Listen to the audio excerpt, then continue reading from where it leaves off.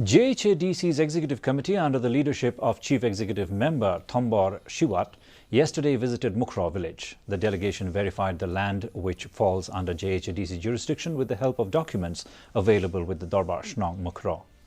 The Jhadc CEM said that the village is well within the jurisdiction of Jhadc and they will defend the territory of Mukroh at all costs.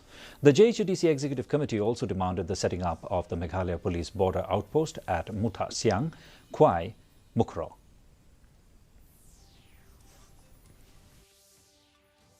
Every year,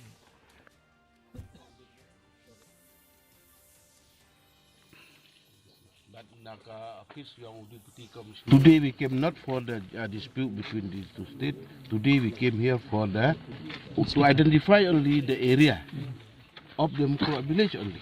We don't want to touch the dispute between the state of Assam and Meghalaya. The MLA of Sora constituency